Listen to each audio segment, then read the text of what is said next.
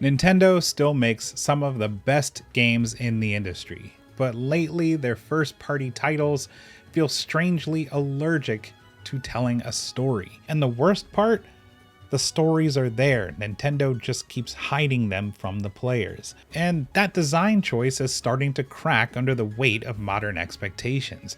Nintendo keeps asking us to care about their characters, while also refusing to tell us who they are, what they feel, or why any of this is happening. We're going to talk about this growing trend that's been bothering me, because I love stories and games. That's what half of this channel is. And Nintendo is hurting me by taking them away. By the way, this is Solace and Dread. We produce nuanced discussions on gaming. If that's your thing, hit the like button to let YouTube know. And of course, subscribe for more, obviously. Right? What are you doing?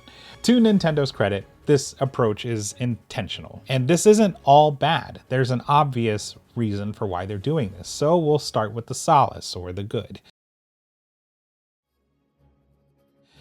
A loose narrative allows new players to pick up a game without needing to play the previous games. For example, Metroid Prime 4. The story is loose enough that new players don't need to touch the Prime trilogy to understand what's happening. That accessibility matters for new players. This kind of stuff is also why sequels and long-standing series stop using numbers after a while. So they don't want to alienate new players. Me personally, I've only played through Metroid Prime 1, but it didn't hurt at all when I played Metroid Prime 4 because it's its own story and it doesn't matter if you didn't play the previous games. That is helpful. Additionally, with this kind of approach, the focus remains on the experience instead of the story, keeping the game lighthearted to match the marketed audience. Let's take a look at Donkey Kong Bonanza in this case. The narrative does this so the focus remains on the movement and the destruction and the fun, which perfectly matches how Nintendo markets the franchise. Making Pauline a child instead of like a sultry, curvy soul singer, that fits the game way better. And then in Tears of the Kingdom, you can look at that. Environmental storytelling does a lot of the heavy lifting. When the story is experienced properly, the ruins, the locations, and the visual callbacks, that quietly reinforces the game's themes. The player-driven discovery system allows agency over the narrative control. Story beats are stumbled into rather than a dead stop in gameplay to lecture you. This fosters exploration, curiosity, and that's the gameplay loop that Nintendo wants the player to have. Nintendo prioritizes experience over exposition, and that philosophy is part of why their games feel timeless. They put accessibility first. Nintendo designs stories that don't intimidate new players. You can jump directly into modern first-party games without the homework or lore videos or franchise fatigue. This keeps their games approachable across generations and skill levels. It also fosters tone consistency for their IPs, which is probably the most important thing to them. Nintendo is particularly cautious with their IPs, especially their big ones. Many Nintendo franchises are marketed as playful or adventurous or whimsical, and I guess a loose narrative avoids tonal dissonance between story beats and gameplay. Over countless interviews, Nintendo developers have indicated that they still believe games should feel good before they say anything. This means movement, puzzles, combat, and atmosphere, those are treated as the primary storytelling tools. And when it works, the player feels immersed without needing the constant dialogue. I had to give Nintendo their flowers before I twist the knife, because let's talk about the dread. The restraint in storytelling is at odds with modern gaming. Minimalist storytelling often turns into emotional emptiness. Silent protagonists and stone-faced reactions create scenes that feel unfinished. Looking at you, Metroid Prime 4, it was rife with this. Oftentimes, Samus was just standing stone-faced and awkward while one-sided conversations played out from the NPCs. Important moments land flat because characters don't react like people do. All this to add some semblance of player immersion when it does the exact opposite. Another thing, missing context, it breaks trust with the players. When long-established characters change dramatically without explanation, it creates a narrative whiplash. And I am clearly talking about Donkey Kong Bonanza here.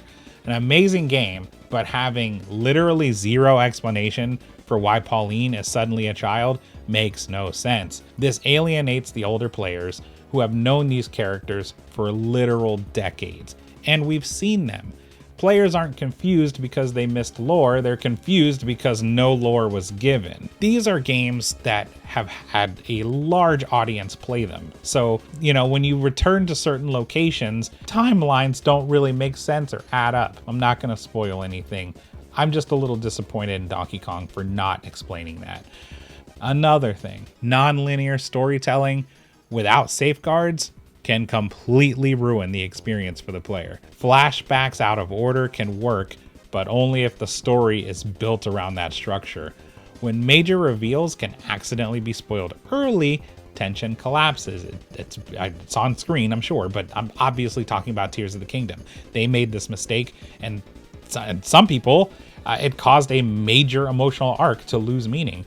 And then speaking of Tears of the Kingdom, by the way, sequel amnesia is a kind of a shitty experience. Tears of the Kingdom barely acknowledged Breath of the Wild, and that game was intensely popular. It's only meant to take place 2 years after Breath of the Wild.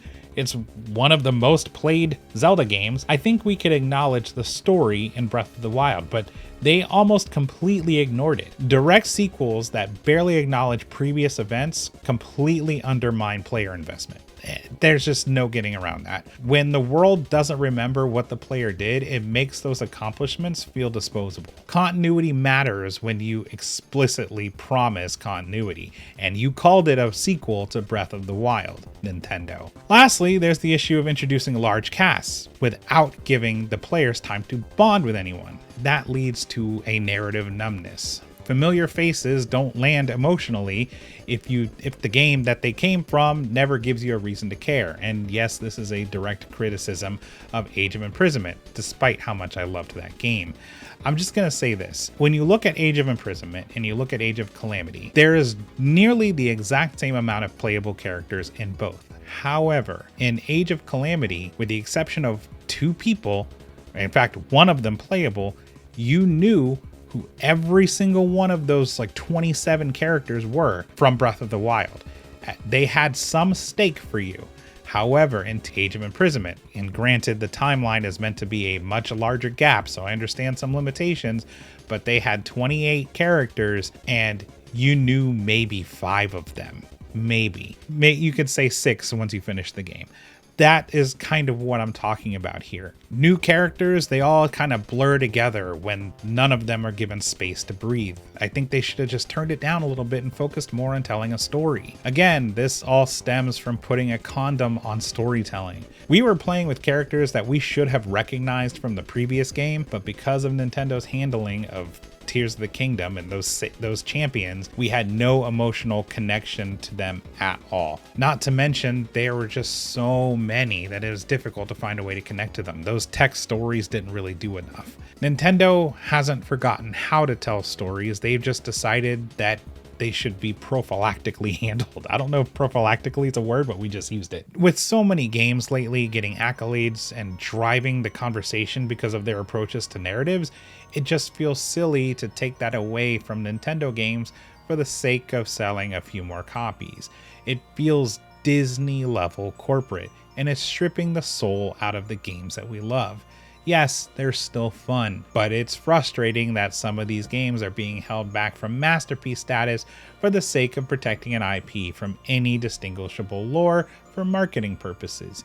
Maybe it's just because I'm a connoisseur of these things and the average Nintendo consumer doesn't care, and maybe I just need to go touch some fucking grass. I don't know, but I hope that this trend levels off a little bit, and whatever the next main IP release is from Nintendo, let them tell a story and make some statements about these characters.